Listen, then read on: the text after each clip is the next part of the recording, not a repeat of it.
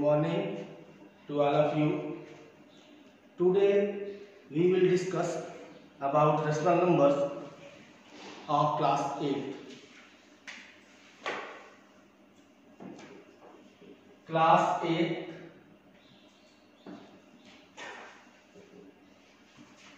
rational number. सबसे पहले हम ये जानिए कि रेशनल नंबर कहते किसे हैं।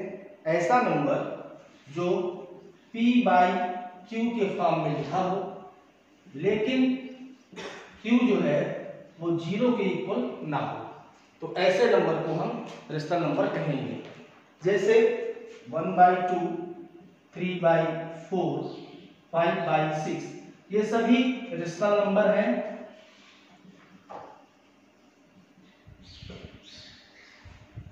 अगर p बाई क्यू में q 0 के इक्वल नहीं होना चाहिए, ऐसे नंबर को हम रेशनल नंबर कहेंगे। अगर कोई नंबर 1/0 या 2/0 या 3/0 इस तरह लिखा गया है, ये सब इनफाइनाइट के इक्वल होता है और ये सब रेशनल नंबर नहीं होते हैं। तो ऐसा नंबर जो p बाई क्यू के फॉर्म में लिखा हो, लेकिन q 0 के इक्वल ना हो, तो ऐसे नंबर को हम रेशनल नंबर कहेंगे। यहाँ p by Q means p numerator, इसको हम बोलेंगे न्यूमरेटर, और q ये हो जाएगा denominator. Means p by Q में डिनोमिनेटर वो 0 के इक्वल नहीं होना चाहिए, तो ऐसे नंबर्स को हम कहेंगे रेशनल नंबर। अब रेशनल नंबर होते हैं दो प्रकार के।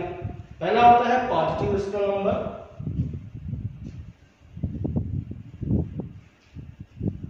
पॉजिटिव रेशनल नंबर, तो पॉजिटिव रेशनल नंबर अगर न्यूमरेटर और डिनोमिनेटर दोनों के साइन सेम है, तो ऐसे rational number positive rational number कहलाएंगे। साइन सेम मतलब अगर 5/6 न्यूमरेटर, ये इसका साइन पॉजिटिव है, डिनोमिनेटर इसका साइन भी पॉजिटिव है, दोनों के साइन सेम है, तो ऐसे रेशनल नंबर को हम कहेंगे positive rational number. Second example है -2 एंड -3। यहाँ भी न्यूमरेटर इसका साइन माइनस है, डिनोमिनेटर इसका साइन भी माइनस है, दोनों का साइन सेम है, मतलब न्यूमरेटर और डिनोमिनेटर दोनों के साइन सेम है, तो ऐसे रेशनल नंबर को हम बोलेंगे पॉजिटिव रेशनल नंबर। सेकंड आता है नेगेटिव रेशनल नंबर। ऐसे रेशनल नंबर जिसके साइन अपोजिट हो, मतलब न्यूमरेटर और डिनोमिनेटर इन दोनों के साइन अपोजिट हो, तो ऐसे रेशनल नंबर को हम नेगेटिव रेशनल नंबर कहते हैं।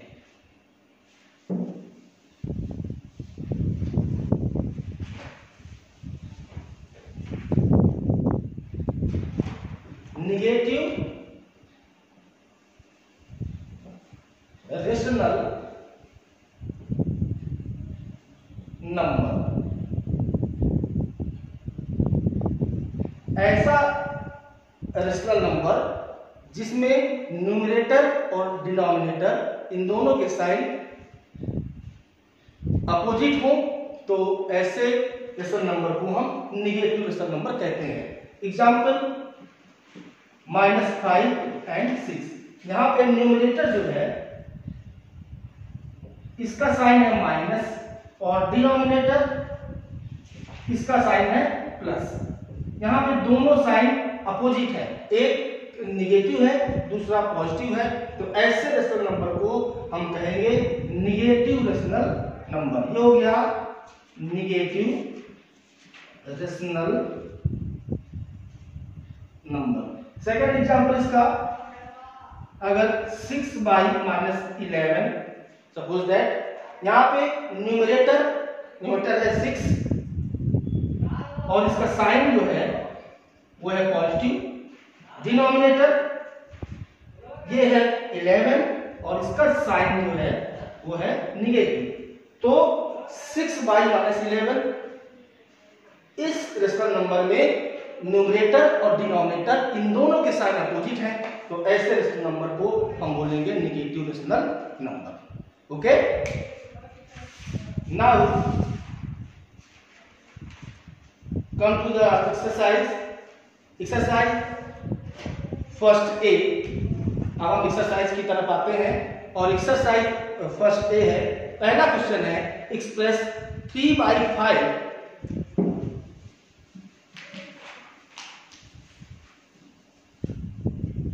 तो अभी तक मैं आपको बताया कि रेशनल नंबर ऐसा नंबर जो p/q के रूप में लिखा हो, जहां पे p न्यूमरेटर है और q डिनोमिनेटर है, लेकिन q 0 के बराबर ना हो, तो ऐसे नंबर को हम रेशनल नंबर कहेंगे। रेशनल नंबर दो प्रकार के होते हैं। पहला होता है पॉजिटिव रेशनल नंबर, दूसरा होता है निगेटिव रेशनल नंबर। तो ऐसा रेशनल नंबर जिसमें न्यूमरेटर और डिनोमिनेटर इन दोनों के साइन सेम हो, मीन्स अगर न्यूमरेटर पॉजिटिव है तो डिनोमिनेटर भी पॉजिटिव होना चाहिए, अगर न्यूमरेटर नेगेटिव है तो डिनोमिनेटर भी नेगेटिव होना चाहिए। अगर दोनों के साइन सेम है तो इसे हम पॉजिटिव रेशनल नंबर कहेंगे। और सेकंड होता है negative rational number.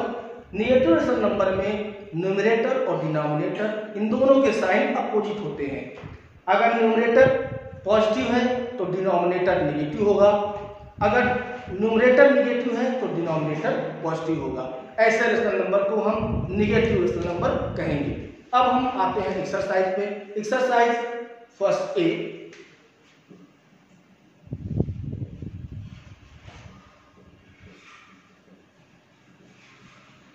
Question number first है express 3/5 express -3/5 as a rational number with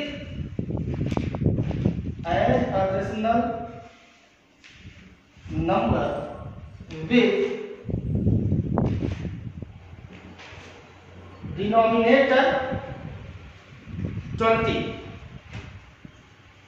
express 3/5 as a rational number with denominator 20।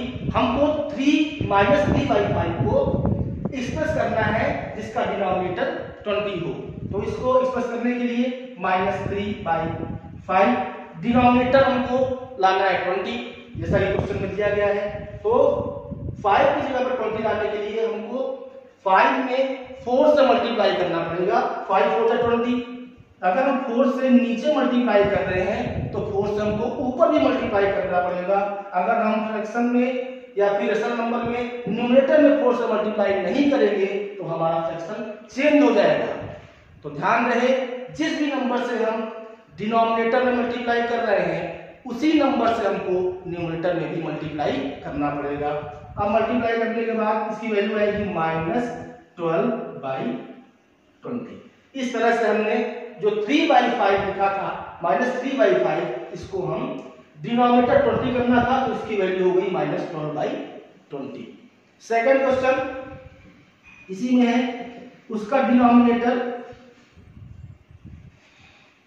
-30 है, डिनोमिनेटर -30 करना है, फ्रैक्शन सेम है -3/5।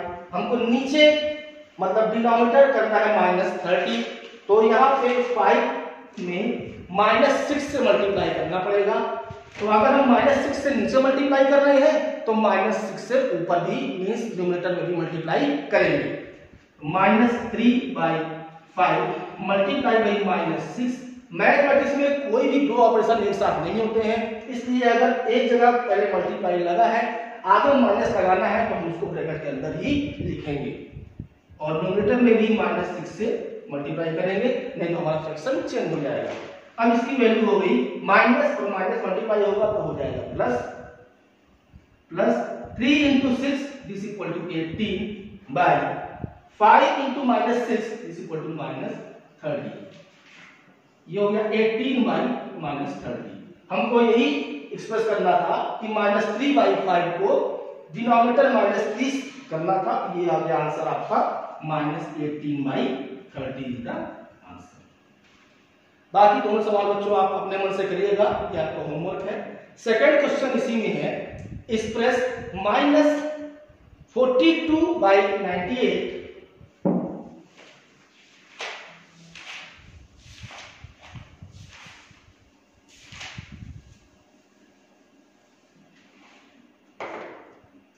-42, क्वेश्चन नंबर सेकेंड, -42/98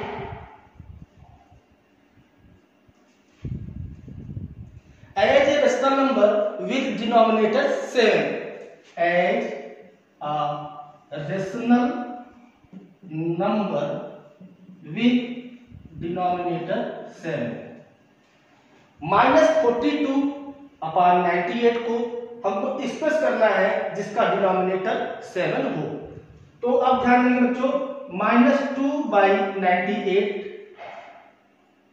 एक्सप्रेस जिसमें करना है वो नंबर अगर दिए हुए फ्रैक्शन, जो फ्रैक्शन दिया है उसके डिनोमिनेटर से छोटा है तो वहां पे डिवाइड करते हैं। इसके पहले जो हम पढ़े हैं वहां पे -3/5 था और डिनोमिनेटर 20 करना था। तो यहाँ पे हमारा डिनोमिनेटर 5 है और हमको डिनोमिनेटर 20 करना था, मींस 5 इज लेस देन 20। तब हमने यहाँ पे 5 में 4 से मल्टीप्लाई किया, लेकिन यहाँ पे डिनोमिनेटर हमारा दिए गए फ्रैक्शन के डिनोमिनेटर से छोटा है, इसलिए यहाँ पे हम डिवाइड करेंगे। अब एक ऐसा नंबर जिसको किस नंबर से हम 98 को डिवाइड करें कि 7 आए, तो एक बार हम साइड में डिवाइड करके देख लेते हैं। 7/98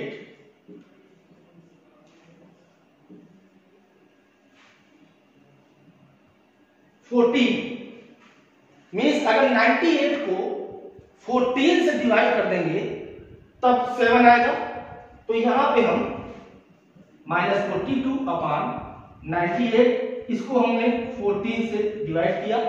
अगर हम डिनोमिनेटर को 14 से डिवाइड कर रहे हैं तो न्यूमरेटर को भी 14 से डिवाइड करना पड़ेगा, नहीं तो हमारा फ्रैक्शन चेंज हो जाएगा। तो इसलिए हम न्यूमरेटर को ही 14 से डिवाइड करेंगे। अब 14 से डिवाइड कर दिए तो ये आ गया -3/7। अब जो फ्रैक्शन हमारा दिया गया था शुरू में -42/98, इसका डिनोमिनेटर हो गया 7। ये हो गया आंसर -3/7।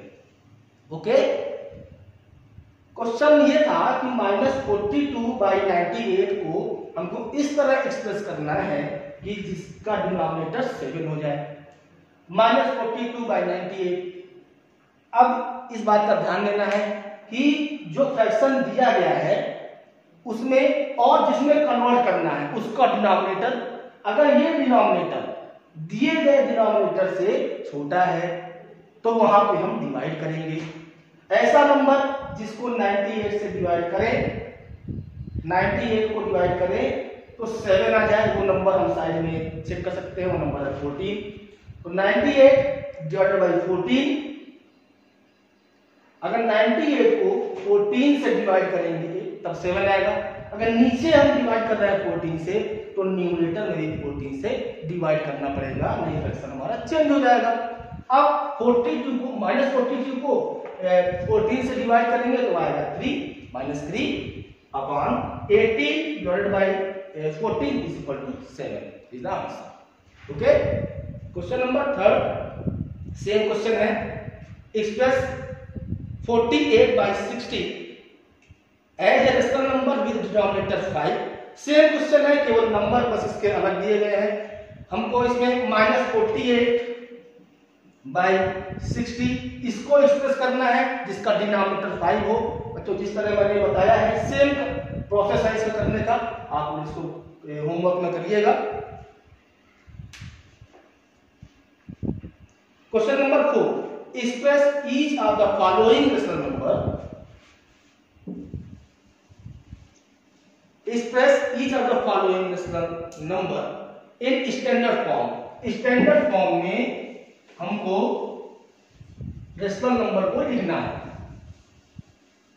तो क्वेश्चन ये है -12/30, -12/30 इन दोनों का। तो ऐसा नंबर जिससे इन दोनों को डिवाइड करना है, सबसे छोटे फॉर्म में इसको लिखना है।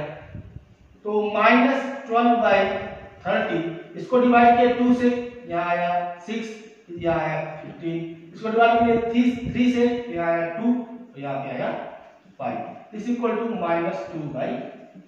5। 12/30 is equal to -2/5। 12/30 this equal to -2/5। ये हो गया इसका सिंपलेस्ट फॉर्म या स्टैंडर्ड फॉर्म। एक तरीका और है इसको सॉल्व करने का। अगर हमको ये नहीं मालूम कि ये नंबर किससे कट रहे हैं, मतलब -12/30 लिखा है, हमको नहीं मालूम कि नंबर किससे कट रहे हैं, तो हम दोनों का एचसीएफ निकाल लें। -12 एंड 30। 12 2 2 जा 4 3 जा 12 30 2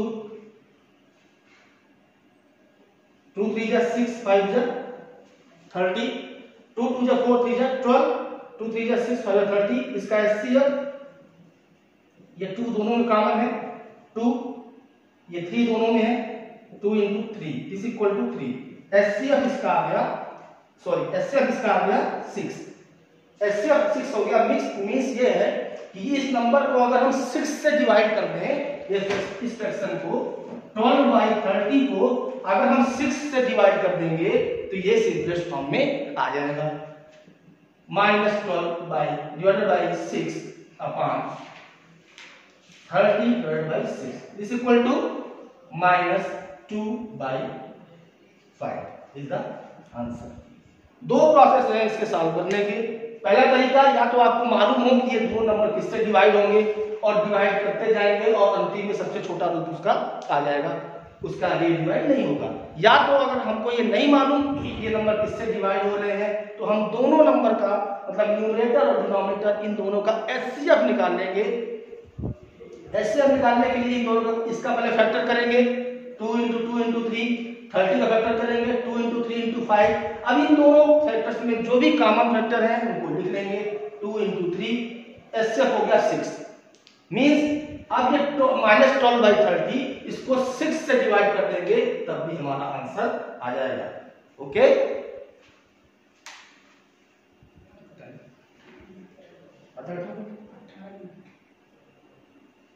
क्वेश्चन नंबर 5। क्वेश्चन नंबर 4 में बाकी जो 3 क्वेश्चन है, ये क्वेश्चन आप अपने मन से सॉल्व करिएगा। फिर भी कोई दिक्कत हो रही है तो आप कमेंट्स बॉक्स में लिख सकते हैं या हमें बता सकते हैं। क्वेश्चन नंबर 5 है, in which of the 2 rational number is greater in the given pair. 2 pair दिए गए हैं रेशनल नंबर के, हमको ये फाइंड करना है कि उन दोनों रेशनल नंबर में कौन सा रेशनल नंबर बड़ा है। तो इसके लिए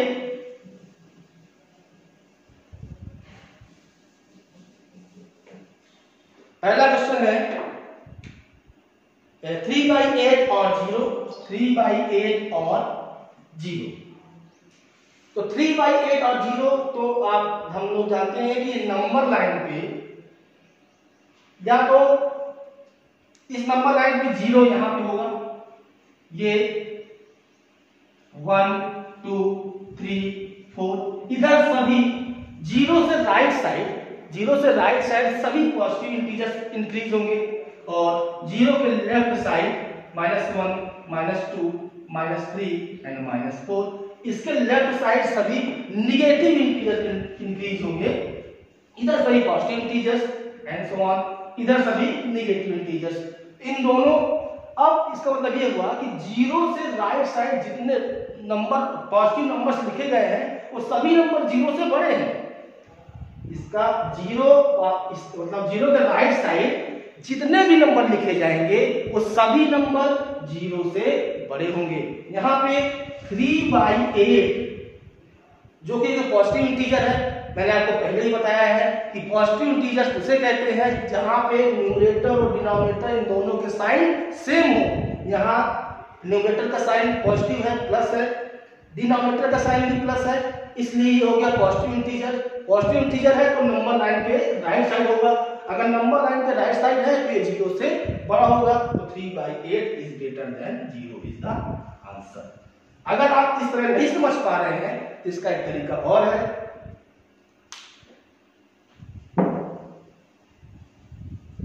क्योंकि हम यहाँ पे रेशनल नंबर पढ़ रहे हैं इसलिए इसको हम रेशनल नंबर के तरीके से सॉल्व करें तो ज्यादा बेटर रहेगा। इसलिए 3/8 और 0, इन दोनों में कंपेयर करना है कि कौन सा रेशनल नंबर बड़ा है।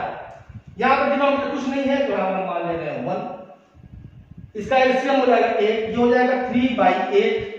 यहाँ पर हमको जब भी 2 rational number, 3 rational number, 4 rational number जब कंपेयर करते हैं तो कंपेयर करते समय हमको सभी रेशनल नंबर के डिनोमिनेटर सेम करना पड़ेगा, तभी हम उसको कंपेयर कर पाएंगे, नहीं हम उसको कंपेयर नहीं कर पाएंगे। यहाँ पर डिनोमिनेटर 1 है, यहाँ पर 8 लाने के लिए यहाँ पर 8 से मल्टीप्लाई करेंगे, 0/1 into 8। अगर हमने डिनोमिनेटर में 8 से मल्टीप्लाई किया तो न्यूमरेटर में भी 8 से मल्टीप्लाई करेंगे, रिफ्रैक्शन हमारा चेंज हो जाएगा। यहाँ भी हम 8 से मल्टीप्लाई किए, ये हो गया 3/8 और 0 into 8 is equal to 0/8। अब ये दोनों डिनोमिनेटर सेम हो गए हैं। अब जब दोनों डिनोमिनेटर सेम हो गए हैं तो हम न्यूमरेटर का कंपेयर करेंगे। ये यहाँ पे 3/3 है और यहाँ पे 0 है, साफ साफ दिख रहा है 3 is greater than 0, so 3 is greater than 0, so fraction 3/8 is greater than 0 is the answer. Okay, question number 2 है इसमें। सेकेंड बच्चों इसी तरह है, वो आप लोग करिएगा। क्वेश्चन नंबर 3 बता दे रहे हैं, -3/4 और 1/4। क्वेश्चन नंबर 3 है -3/4 एंड 1/4। इन दोनों में डिनोमिनेटर सेम है तो हमको डिनोमिनेटर सेम करने की जरूरत नहीं है। अब सीधे कंपेयर करना है न्यूमरेटर का न्यूमरेटर से। यहाँ पे इसका न्यूमरेटर है -3, इसका न्यूमरेटर है 1। तो नंबर लाइन में हम देखते हैं कि 0 से राइट साइड सभी होते हैं पॉजिटिव इंटीजर्स, और जैसे जैसे आगे बढ़ते जाते हैं इनकी वैल्यू भी बढ़ती जाती है। लेकिन 0 से लेफ्ट साइड जैसे जैसे आगे बढ़ेंगे उसकी वैल्यू उतनी ही कम होती जाएगी। -3 कहीं यहाँ पे होगा और +1 इधर होगा, साफ साफ दिख रहा है कि -3 is less than 1, so 1/4 is greater than -3/4. This is the answer. Okay, इस तरह से क्वेश्चन नंबर 5,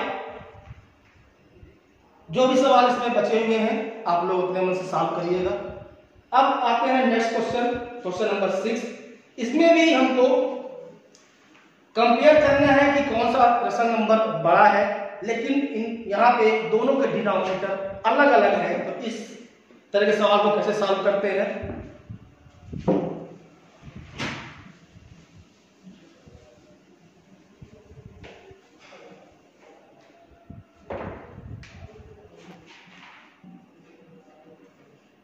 क्वेश्चन नंबर 6,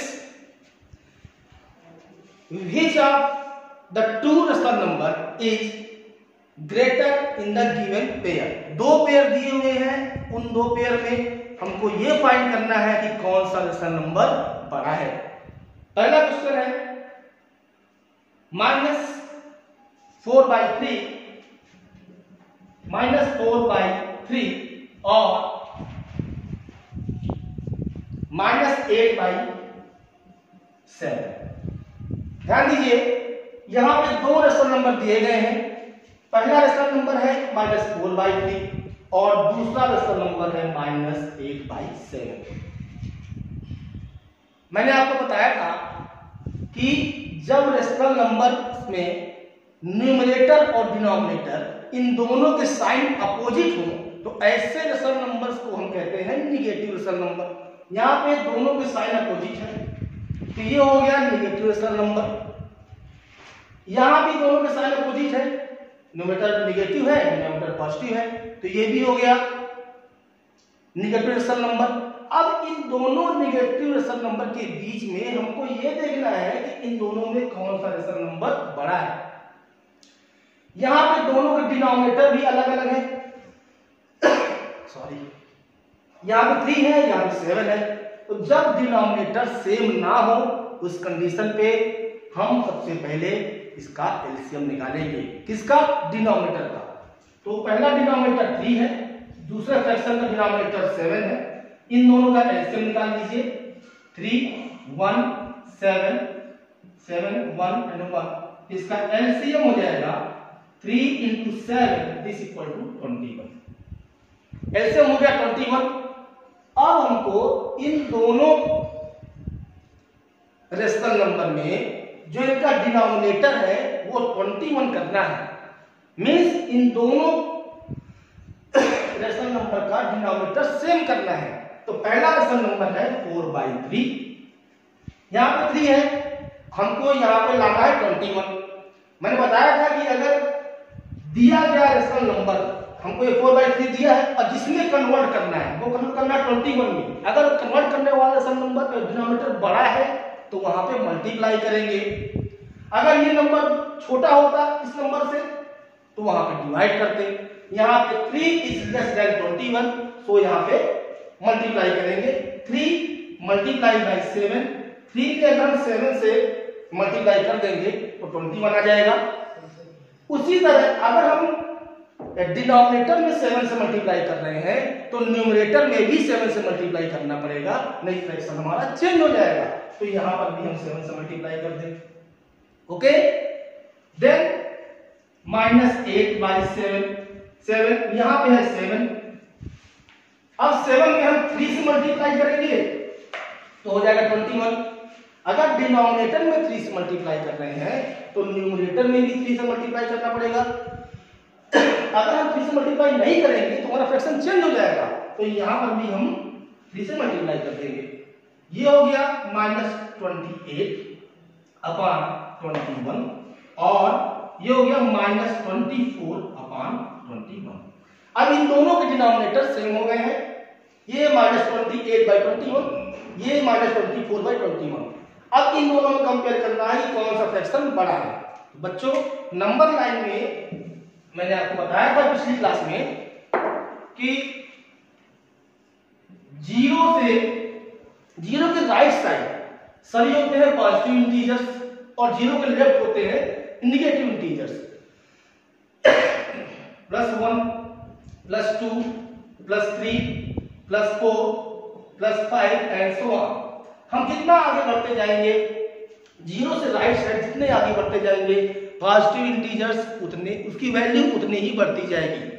0 के लेफ्ट साइड -1 -2 -3 -4 -5।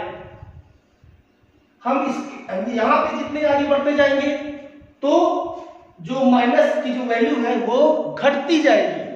जितनी आगे तक जाएंगे तो माइनस की वैल्यू घटती जाएगी। यहां पे -28 है 24 है। Suppose that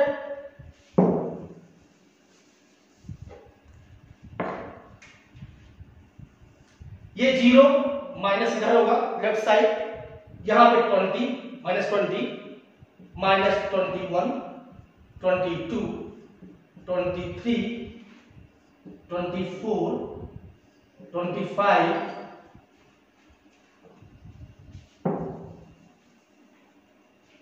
-26 -27 and -28। हम जैसे जैसे आगे बढ़ते गए 0 से लेकर जैसे आगे बढ़ते गए उस तरह जो निगेटिव वैल्यू है उसकी वैल्यू कम होती जाएगी। यहाँ पे 0 सपोज दैट यहाँ -20 -21 22 23 24 0 से ज्यादा पास है या पहले आ रहा है। 28 24 के बाद आ रहा है। इसका मतलब ये हुआ कि -24 इज ग्रेटर देन -28। यहां माइनस में जो नंबर 0 से जितना पास होगा वो नंबर उतना ही बड़ा होगा। 24 0 से ज्यादा पास में, 28 थोड़ा दूर में है, इसलिए 24 is greater than -24 is greater than -28।